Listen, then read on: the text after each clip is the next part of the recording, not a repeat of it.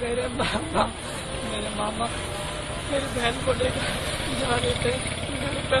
मेरे मामा ने मेरे पास फोन करा, वहाँ से सोना मत। मैंने कहा ठीक है, मैं गेट खोल दे रहा था। सामान देख लड़की ने मेरे मामा के तो मैं यहाँ रोड मारी। विक्रम जोशी की मौत का कारण वो अपनी फैमिली को गुंडों से बचा रहे थे, अपनी भांजी को ईव टीजिंग से बचा रहे थे। इसके लिए उन्होंने पुलिस स्टेशन में कंप्लेंट भी की, लेकिन सज़ा किसको मिली? खुद विक्रम जोशी को। विक्रम जोशी के मर्डर से बहुत सारे दूसरे एंगल्स एक्सपोज होते हैं, जिनके बारे में आज मैं आपको बताऊंगा। वीडियो को एंड तक देखना और अगर अच्छी लगे तो सब्सक्राइब जरूर करना। विक्रम जोशी की 17 साल की भांजी को कुछ गुंडे परेशान करते थे। जोशी ने इस बारे में उन गुंडों से बात की और दोनों के बीच लड़ाई हुई। इसके बाद विक्रम जोशी ने पुलिस कंप्लेंट किया, लेकिन फिर भी कोई एफआईआर नहीं हुई। पुलिस ने इस मैटर पर कोई एक्शन नहीं लिया। पुलिस पूरे टाइम गुंडों को बचाती रही और ईव टीजिंग की कंप्लेंट होने के बाद भी वो गुंडे फ्रीली घूमते रहे। हालांकि अब जोशी की हत्या होने के बाद पुलिस ने 9 लोगों को अरेस्ट किया है, लेकिन विक्टिम की फैमिली का कहना है कि अगर पुलिस ने पहले ही उनकी कंप्लेंट पर एक्शन लिया होता तो ये सिचुएशन पैदा ही नहीं होती। फैमिली के आर्ग्यूमेंट पर ही गौर किया जाए तो साफ देख सकते हैं कि पुलिस ने बहुत सारी चीज़ों को नज़रअंदाज किया और यहाँ पर पुलिस भी जिम्मेदार है। सबसे बड़ी गलती पुलिस की यहाँ ये है कि पुलिस ने इस मैटर को सीरियसली नहीं लिया, जबकि केस में इन्वॉल्व कुछ लोगों के क्रिमिनल रिकॉर्ड्स भी लोडेड थे।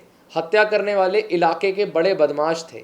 विक्रम जोशी एक जर्नलिस्ट थे, लेकिन फिर भी पुलिस ने इस केस पर ध्यान देना ज़रूरी नहीं समझा।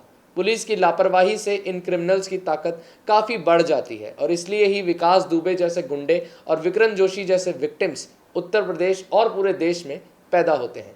पुलिस इनएक्टिविटी एक बड़ा इशू है, जिसके लिए पुलिस रिफॉर्म्स की बहुत सख्त ज़रूरत है। 2019 में हुआ तेलंगाना रेप केस आपको अभी याद ही होगा।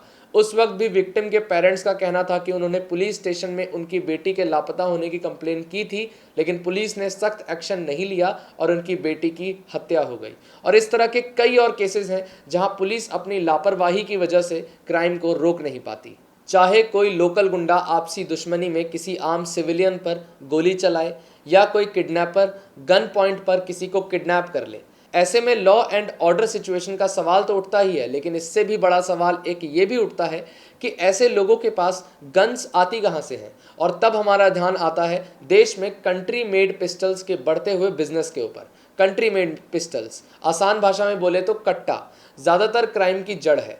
नेशनल क्राइम रिकॉर्ड्स ब्यूरो के लेटेस्ट रिपोर्ट के हिसाब से क्रिमिनल केसेस में पुलिस के द्वारा सीज किए गए करीब 75,000 वेपन्स में से 71,000 वेपन्स कंट्री मेड पिस्टल्स ही थे। इससे आप समझ सकते हैं कि क्राइम्स के पीछे कैसे कट्टों का सबसे बड़ा हाथ है। लेकिन सवाल यह है कि ये कंट्री मेड पिस्टल्स आती कहां से हैं और इस पर गवर्नमेंट रोक क्यों नहीं लगा पा रही।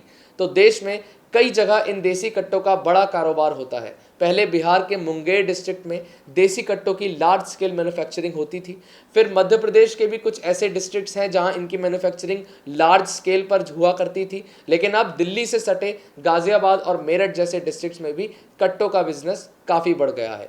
इस समय Uttar Pradesh country made pistol का मैन्युफैक्चरिंग हब बन चुका है और देश में सबसे ज़्यादा कट्टों की मैन्युफैक्चरिंग उत्तर प्रदेश में ही होती है। सेंट्रल और उत्तर प्रदेश गवर्नमेंट दोनों को ही इलीगल वेपन्स पर रोक लगाने की काफ़ी ज़्यादा ज़रूरत है। जैसा कि मैंने आपको बताया कि ये मामला ईव टीजिंग का था और पुलिस ने विक्रम जोशी के द्वारा की गई कंप्लेंट पर सेटिस्फैक्ट्री एक्शन नहीं लिया। आपको ये भी पता है कि उत्तर प्रदेश में एंटी रोमियो स्क्वाड नाम का एक यूनिट है जिसका मेन मोटिव है वुमेन सेफ्टी।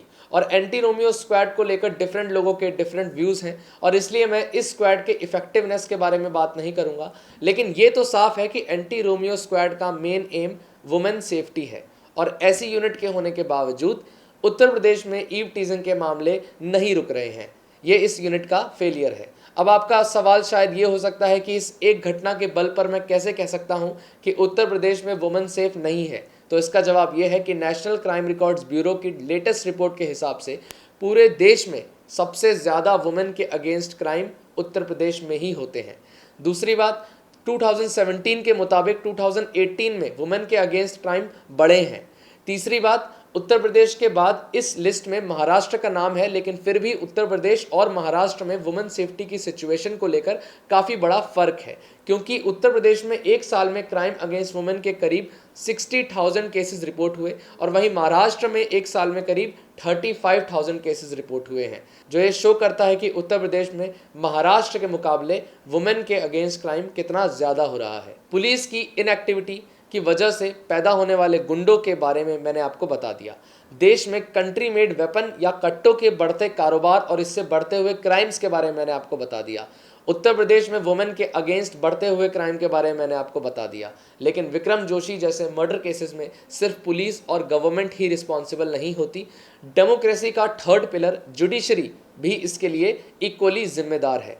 मान लीजिए गवर्नमेंट ने अपना काम ठीक से किया और इलीगल बंदूकों की फैक्ट्रीज पर ताला लगा दिया, स्टेट में वुमेन सेफ्टी काफ़ी बढ़ गई और पुलिस ने रेपिस्ट और क्रिमिनल्स को पकड़ना शुरू कर दिया। लेकिन इसके बाद होगा क्या? जब ये रेपिस्ट और क्रिमिनल कोर्ट जाएंगे तो क्या उन्हें वहाँ सज़ा मिलेगी? ये सवाल इसलिए मैं उठा रहा हूँ क्योंकि हमारे देश में रेप केसेस में कन्विक्शन रेट, मतलब उन्हें सज़ा मिलने की रेट सिर्फ 27% है। इसका क्या मतलब है, ये समझने के लिए थोड़ा और डीप जाते हैं। नेशनल क्राइम रिकॉर्ड्स ब्यूरो की लेटेस्ट रिपोर्ट के मुताबिक 2018 में 1,56,327 रेप केसेस पुलिस ने फाइल किए थे, करीब 1.5 लाख रेप केसेस, यानी कि देश में हर दिन 440 रेप हुए थे। इनमें से सिर्फ 11%, सिर्फ और सिर्फ 11% यानी कि 17,313 केसेस का ट्रायल कंप्लीट हुआ था, यानी कि जज ने फैसला सुनाया था। इन 17,000 फैसलों में से सिर्फ 4,708 4,708 केसेस में आरोपी को सजा मिली थी। मतलब 1.5 लाख केसेस में से कोर्ट तक सिर्फ 17,000 केसेस पहुंचे और उनमें से सिर्फ 4,700 केसेस में सजा मिली। इस हिसाब से देखा जाए तो टोटल केसेस में से सिर्फ 3% लोगों को सजा मिली। मतलब मैं ये कह रहा हूं कि जब भी देश में कोई रेप होता है तो उसमें आरोपी को सजा मिलेगी, इसकी गारंटी सिर्फ और सिर्फ 3% है। क्या इस देश में वुमेन सेफ्टी की बात तक की जा सकती है? विक्रम जोशी मर्डर केस में पुलिस ने 10 आरोपियों के खिलाफ अरेस्ट वारंट निकाला है। इनमें से जब मैं ये वीडियो बना रहा हूं तब तक 9 गिरफ्तार हो चुके हैं और बाकी एक भी जल्द ही गिरफ्तार हो जाएगा। यूपी गवर्नमेंट ने विक्टिम की फैमिली के लिए 10 लाख एक्स ग्रेशिया रुपए का ऐलान किया है। साथ ही लापरवाही बरतने के आरोप में एक पुलिस ऑफिसर को सस्पेंड भी किया गया है। दूसरी बात, इलीगल वेपन पर रोक लगाने के लिए सेंट्रल गवर्नमेंट ने 2019 में आर्म्स अमेंडमेंट एक्ट इंट्रोड्यूस किया था। इस अमेंडमेंट में कुछ लैंडमार्क डिसीजंस लिए गए थे जिससे ज़रूर इलीगल वेपन्स पर कुछ रोकथाम लगेगी। फॉर इंस्टेंस, कोई भी एक आदमी सिर्फ 2 ही वेपन्स का लाइसेंस ले सकता है। पहले एक आदमी 3 लाइसेंस वेपन अपने पास रख सकता था। दूसरी बात, इस अमेंडमेंट ने इलीगल वेपन्स के डिस्ट्रीब्यूशन और मैन्युफैक्चरिंग करने पर मिलने वाली सज़ा को भी बढ़ा दिया है। तीसरा, अब सेलिब्रेटरी ओकेजन्स पर फायरिंग करने को भी ऑफेंस बना दिया है। मतलब अब आप शादी और पार्टीज़ में हवा में सेलिब्रेटरी फायर नहीं कर सकते।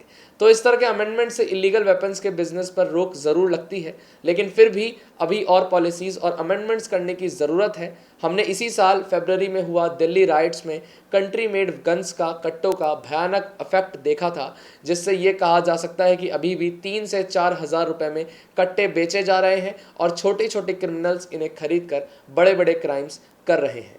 पुलिस की इनएक्टिविटी, देश में लोकल गन्स का बिजनेस, उत्तर प्रदेश में वुमेन की सिचुएशन और भारत देश में लो कन्विक्शन रेट, ये सभी टॉपिक्स आपके पॉलिटिकल ओपिनियंस को फॉर्म होने में हेल्प करेंगे और इसलिए इस वीडियो को ज़्यादातर लोगों तक पहुंचाएं ताकि हम किसी दूसरे के ओपिनियन को खुद पर ना थोपें, बल्कि फैक्ट्स जानकर अपने खुद के ओपिनियंस बनाएं। Thank you.